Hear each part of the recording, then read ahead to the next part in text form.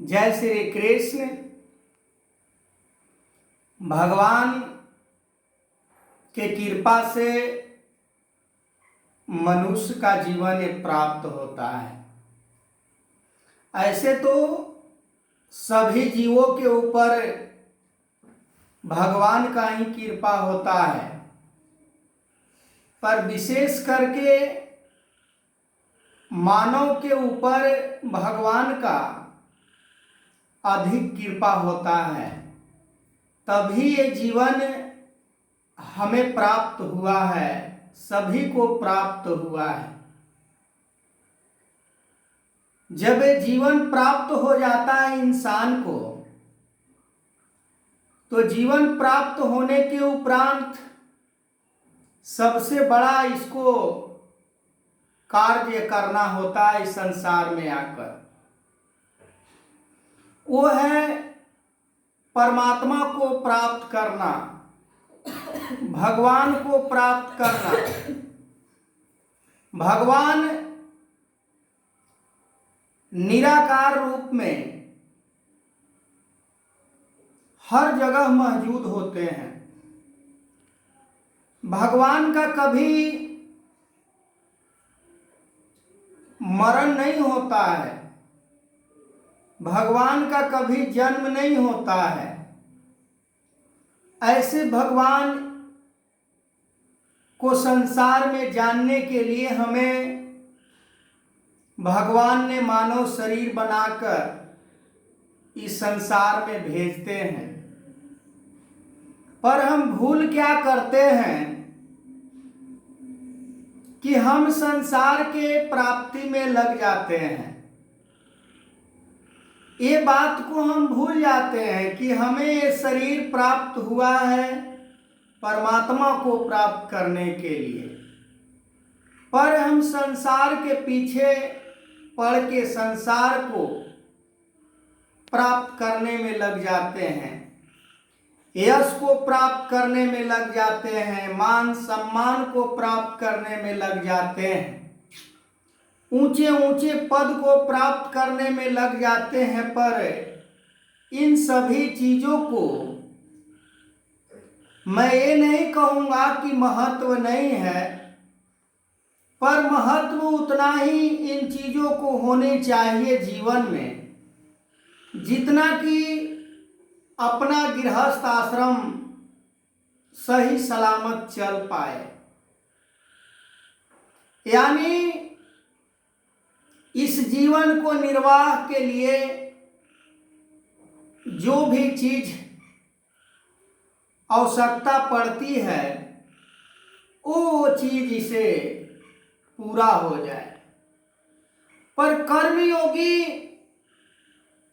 इन चीजों के पीछे भी नहीं भागते कि ये चीज प्राप्त नहीं हमें हो रहा है, वो महसूस नहीं करते हैं अपने जीवन में, क्योंकि वो जीवन के बारे में, जीवन के महत्व के बारे में उन्हें पता होता है। और ऐसा तब होता है जब हम संसार में ऐसे तत्वदर्शी सतगुरु को प्राप्त कर लेते हैं। संसार में ऐसे कहने के लिए तो सभी अपने आप को गुरु बताते हैं कि हम भी गुरु हैं, हमसे शिक्षा ले लो, हमसे ज्ञान ले लो। पर वो ज्ञान इस जीवन को उद्धार नहीं कर सकता है।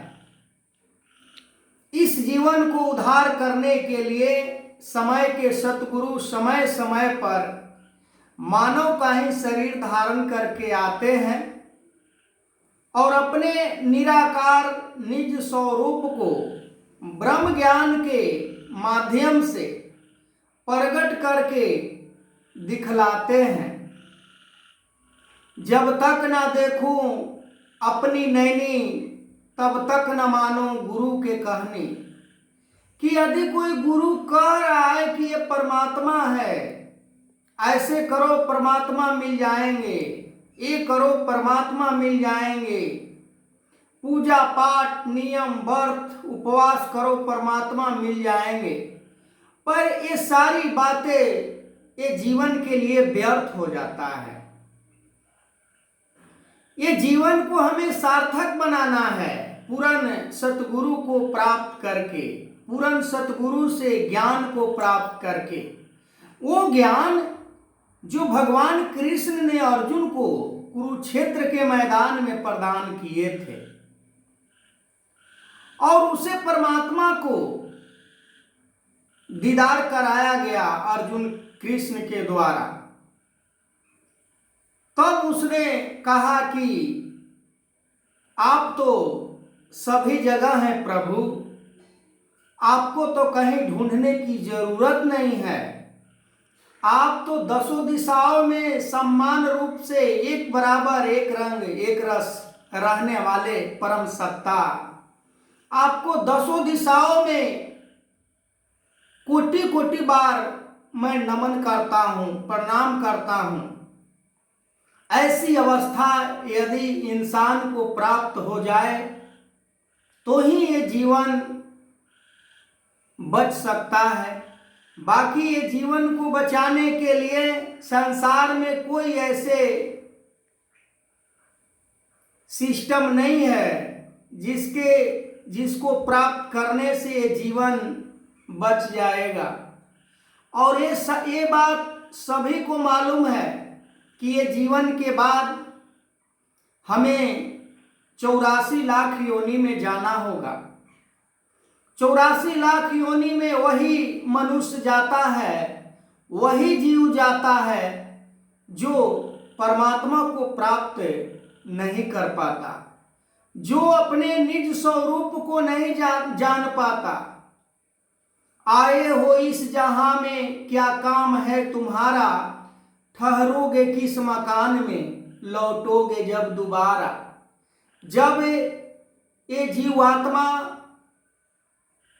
जब अपने इस निज सत्ता को, इस शरीर को त्याग करता है परमात्मा को जाने बिना, फिर उसे उसी योनि में जाना पड़ता है जिस योनि से वो आया है इस शरीर में।